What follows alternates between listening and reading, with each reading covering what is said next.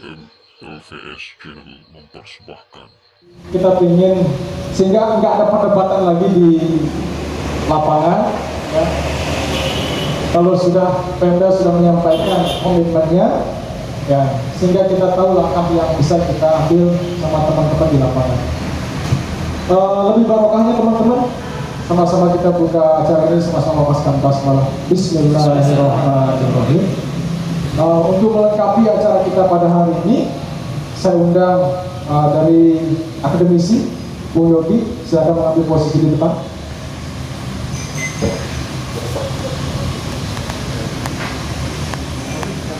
Ya, ini salah satu akademisi yang kita rasakan, akademisi pariwisata di Lombok Timur.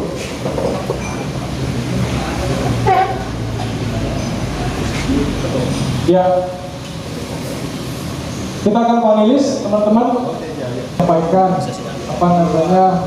komitmen pemerintah ya, dan baik dari unsur Pemda, dari unsur DPR, dari unsur dinas terkait, dari unsur BPTD dan juga akademisi di Lombok Timur. Baik, untuk yang pertama kami akan sampaikan. Sebelumnya kita punya yel kan, lupa saya. Masih ingat kan? Lombok Timur. Wow. Baik, Lombok Timur. Wow. Lombok Timur. Wow. Ya, terima kasih. Kami kasih kesempatan kepada Pemda daerah dalam hal ini Pak Sekda untuk menyampaikan ya komitmen pemerintah sesuai dengan tema yang kita angkat. Izin Pak Sekda, kami kasih waktu selama 15 menit. Terima kasih. Silakan Pak. Bismillahirrahmanirrahim. Assalamualaikum warahmatullahi wabarakatuh.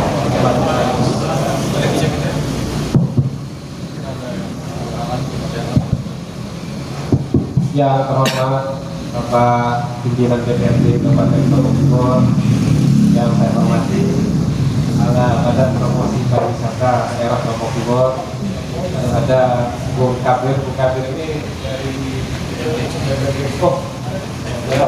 salah satu S3 di Dinas PMD Lombok Timur. Lalu alhamdulillah hampir lengkap, banyak support dari asosiasi Kopdapis, Kopse, terus asosiasi penyelam, perahu wisata, PHRI, dan mungkin rekan-rekan yang wisata yang tidak bisa saya sebut satu persatu. Alhamdulillah, bersyukurillah pada akhir tahun banyak jauh harus sudah berteman. Saya pikir ini inspirasi bagi para pejuang penggiat pariwisata di Lombok Timur, bahwa memang kita harus menyatukan barisan, berkolaborasi, bersinergi satu sama lain, sehingga pariwisata Lombok Timur ini bisa kita angkat tentu ke tempat yang lebih tinggi. Tentu atas nama pemerintah daerah saya mengucapkan terima kasih pada BPD yang menginisiasi acara ini, lalu seluruh penggiat wisata dan kehadiran pimpinan DPRD. Mungkin kurang bermakna untuk tahun anggaran 2021, tetapi pasti bermakna untuk perubahan APBD 2021 dan APBD 2022. Karena APBD 2021 sudah terpenuhi. Konsep memajukan pariwisata di negara, di daerah, mungkin teman-teman pasti lebih paham daripada kami. Tetapi kami hadir ini lebih kepada proses pengakuan, sebuah pengakuan dari Pemda bahwa memajukan pariwisata Lombok Timur ini ya sama dengan kita berjuang melawan COVID. Pemda tidak bisa sendiri, harus membantu dan bergandengan tangan dengan mereka. Hanya itu pesan yang kita sampaikan. Walaupun referensi kita sama. Apa referensinya? Pasti referensi kita itu adalah 3A. A yang pertama mungkin porsi pemerintah pasti. Aksesibilitas. Hampir infrastruktur menuju destinasi wisata kita sudah jalannya sudah mulai baik. Walaupun masih ada infrastruktur air bersih atau air minum mungkin yang harus kita ke depan. Tetapi kalau tidak dari sisi jalan sudah ada di RPJMD 2018-2023 di tahun pertama dan kedua bahkan dipush oleh pemerintah daerah dan DPRD melalui Perda. Lalu air minum, Pak Bupati di bulan terakhir ini terus bergerilya ke utara, ke TP Batu, ke Montong Gading, tidak lain untuk menyiapkan suplai air bagi selatan. Yang sedikit menjadi kenyataan kita yang berbeda, harapannya dulu begitu Pandan Duri ini sudah beroperasi, sebagian besar air baku untuk daerah selatan itu bisa terambil dari Pandan Duri, tetapi faktanya juga belum bisa, baru kecil. Sehingga kemarin pada saat Pak Prof Dahuri yang akan kelompok diterima juga oleh Pemoji, sedang ada upaya-upaya untuk melakukan pendetan supaya air bisa masuk ke Pandan Duri. Selanjutnya mungkin dari diskusi ini kita akan banyak mendapat masukan dari para pelaku kegiatan dan pejuang pariwisata terhadap amenitas. Tentu tidak mesti pemerintah, tetapi pemerintah rupanya harus menjadi pionir juga untuk amenitas kita sebagai kedua, sehingga saya katakan ada peluang karena beliau hadir di 2022 karena sudah ada bukti MotoGP-nya di 2021. Kita kira-kira itulah peluang yang kita katakan. Amenitas memang menjadi persoalan paling berat. Mungkin amenitas yang bersifat publik seperti rest area, seperti klinik kesehatan, toilet umum, bisa saja itu menjadi ranahnya mereka. Tetapi pelaku wisata juga tidak kalah strategis perannya untuk melengkapi amenitas. Ya, bukan kamar, fasilitas kamar yang memadai, misalnya. Hal-hal seperti itu kan harus kita gotong royongkan bersama kalau kita bermimpi atau bersama-sama menjadikan itu. Lalu yang terakhir, Bapak Ibu yang kami hormati, saya selalu yakin tentang ritme Lombok Timur. Lombok Timur dari dulu sulit mulainya, tapi kalau sudah mulai itu sulit dihentikan. Kita harus yakin, Pak Wakil Ketua, kami diskusi, Lombok Timur ini dalam hal apa saja, memang lama startnya. Tapi kalau sudah mulai, sulit dihentikan dan insya Allah akan keluar menjadi menang. Inilah optimisme. Mudah-mudahan masyarakat kita terutama di selatan, para investornya mungkin karena kita punya sesengkak ya pada rekat pada tahu apa yang kalau dia tidak lihat dia tidak sadar bisa pohon batu. Mungkin ya saya juga berpikir mungkin kalau jadi September 2021 MotoGP itu benar-benar nyata, mungkin persoalan tanah di selatan itu ada solusi yang peradilan antara pemilik tanah, investor dengan masyarakat yang menggarap secara faktual. Lalu persoalan-persoalan juga yang kita rasakan sebagai tantangan, tapi ke depan bisa kita ubah menjadi peluang. Misalnya masih banyak yang masih ada, bukan banyak. Lebih banyak kita ini kan di broker tanah berbicara tentang wisatanya. Mengapa kita tidak berbicara di tataran berikutnya, gitu kan? Ya seperti manajer Ekaspre, beliau juga dari lokal. Beliau sudah Ekaspre ya, Ekaspre sudah mulai mewujudkan menjadi kuat di negerinya. Ada juga event depan yang menjadi diskusi teman-teman itu adalah ketika awal sore zamannya Pak Wisnunata sebelum ke Pak Uno juga ada dana dari kementerian. Satu-satunya kabupaten yang tidak mendapatkan dana dari kementerian itu dan kabupaten Lombok Timur dengan alasan tax ya pajak pariwisata Lombok Timur yang tidak cukup, sehingga pemerintah daerah khususnya Kabupaten Lombok Timur saat itu tidak mendapat dukungan dari kementerian. Saya sepakat karena itu dari sisi akomodasi mungkin pajak pabrik saja mungkin belum terdata dengan baik Bapak, atau mungkin banyak hotel-hotel yang belum tidak ada baik yang pajaknya sehingga banyak pajak yang terkejar begitu. Baik, kita lanjut ke Pak Wakil Ketua DPR. Ya, ini yang mengesahkan anggaran ya. Banyak juga diskusi teman-teman Pak Wakil Ketua di dinas, khususnya dinas pariwisata anggarannya kecil, gitu ya. Bagaimana teman-teman dinas bisa mensupport yang lain, gitu kan, kalau anggarannya kecil. Saya kira Pak Wakil Ketua punya jawaban untuk menjawab tema kita pada pagi hari ini, ya, bagaimana seriusnya Pemda Lombok Timur dalam bangun pariwisata.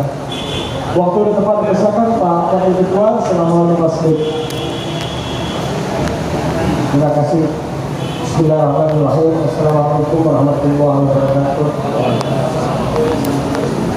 Yang saya hormati Bapak Sekda Lombok Timur, yang saya hormati PSDA DPD, saya hormati aku kepala DPD ketua, ya. Beliau ini ketua terganteng pokoknya, saya cocok beliau menjadi pariwisata, ya. Dan saya hormati rekan-rekan asosiasi penggiat pariwisata di Lombok Timur. Alhamdulillah, syukurlah, puji syukur pada Allah Subhanahu wa Ta'ala yang telah melimpahkan nikmat bersilaturahim, berdiskusi dalam rangka memajukan diskusi di DPR itu bahwa Bandung itu dapat stimulus Pak Sekda 956 miliar. 956 miliar, ya. Dan hampir 1 T khusus untuk pariwisata dalam rangka penanggulangan COVID ini.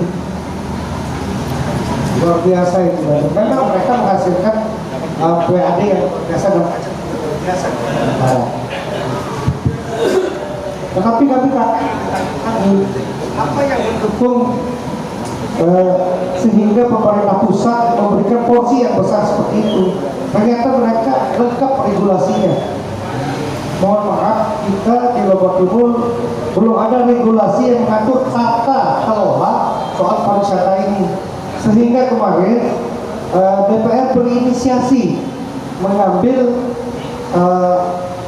inisiasi Pemda, yaitu RIPADA, rencana induk pariwisata daerah, yang kita akui memang masih banyak kurangnya sesuai dengan yang disampaikan pemerintah dan teman-teman ini. Tetapi ini sebagai bentuk inisiasi dari proses yang melakukan ini.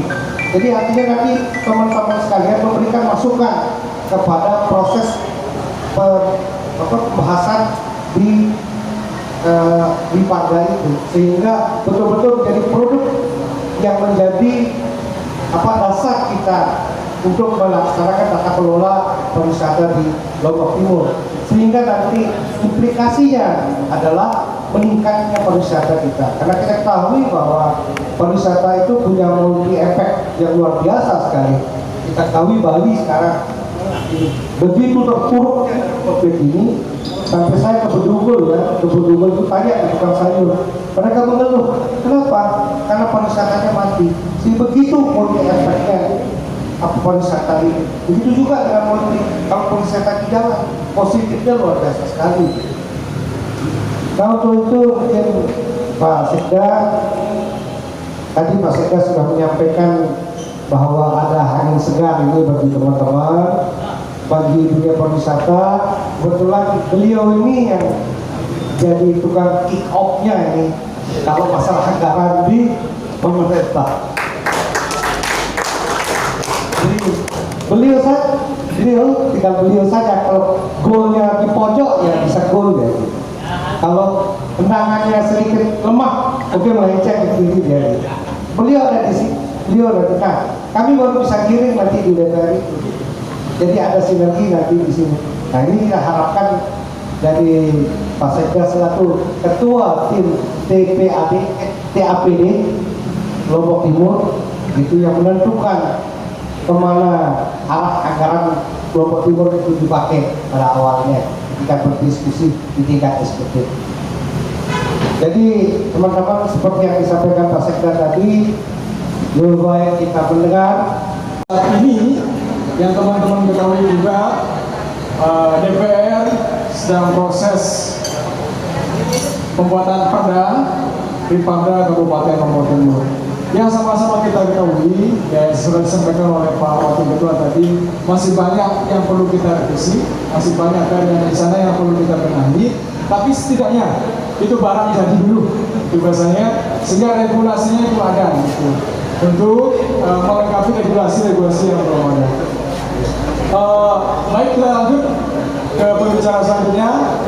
Kepada yang pertama, mungkin walaupun belum disampaikan sama Kasih PMD, jadi di grup WhatsApp Pokdarwis Asosiasi Pokdarwis Lombok Timur itu sudah beredar soal program prioritas di seluruh masing-masing desa wisata tentang harus ada anggaran untuk melakukan FGD, kemudian ada hunting dan lain sebagainya untuk dijual di kementerian. Nah sekarang perlu kita tekankan kepada Kasih PMD, terutama teman-teman Pokdarwis yang ada di kecamatan di Kabupaten Lombok Timur, sehingga dari pihak PMD sendiri kita ingin memberikan sebuah tekanan kepada kepala desa biar Pokdarwis ini tidak diasingkan di daerahnya sendiri. Karena apa? Karena seringkali banyak Pokdarwis yang tidak nyambung dengan desanya sendiri. Padahal ketika misalkan mau membangun soal tentang desa wisata, desa kadang-kadang tidak paham soal itu, tetapi memaksakan diri untuk desa sendiri yang melakukan. Padahal teman-teman Pokdarwis sendiri yang punya potensi untuk melakukan hal itu. Nah sehingga kedepannya saya berharap kepada pihak Kasih PMD untuk menyampaikan hal itu kepada desa-desa wisata. Pak Ketua Dewan, Wakil Ketua Dewan itu berkaitan tentang perda miras, gitu ya. Itu belum dikelirkan. Dan yang terakhir itu berkaitan infrastruktur Pak Sekda di bagian Jeruwarunya itu kurang 2 km lalu di aspal, gitu kan. Silakan Pak Sekda boleh. Terima kasih. Kalau saya ini mantan Kadis PMD, cek. Saya ini mantan Kadis PMD. Saya punya satu kesimpulan, Pak izin rekan-rekan pegiat wisata, bahwa desa wisata yang berkembang itu dipastikan Pokdarwisnya itu sangat bersinergi dengan pemerintah desanya. Tidak perlu kita teliti, tapi sudah kita lihat dan kita rasakan. Di mana desa wisata yang Pokdarwisnya bagus, kerjasamanya, hubungannya dengan pemerintah desanya, maka pasti desa wisata itu maju. Hampir kemajuan desa wisata kita ini juga karena pernah distimulus, pernah dirangsang oleh pemerintah, apakah itu pemerintah kabupaten ataupun pemerintah pusat. Contoh best practice Kembang Kuning 2017, Kembang Kuning itu memang sudah jalan desa wisatanya, tetapi tidak sehebat sekarang. Saya ingat waktu itu 2018 dari Kementerian Desa, jadi mau menyamakan main-main, kebetulan Kementerian Desa kan banyak sahabatnya beliau. Kita cek lokasi, ternyata di sana itu ada tanah seluas 12 tempat orang membuang sampah, dan itu di depan kuburan yang ada homestay syariah itu. Ibu dari pusat itu Ukmin namanya, sudah di sini saja kita bangun homestay-nya. Saya waktu itu tidak percaya. Nah itulah kita katakan jelek, tapi bisa juga orang mengatakan baik. Dan bisa tadi ibarat kita jualan. Yang menjadi hakimnya kan pembeli bukan penjual kan? Betul, hanya mendapat suntikan kalau tidak salah waktu itu 380 juta. Homestay itu yang 3 itu 180 juta, satu homestay hanya 60.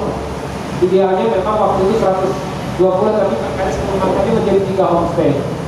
Lalu ada daya tarik air terjunnya, kita buatkan jalan lingkungan, ada kamar mandi, dan menjadi menjadi hebat.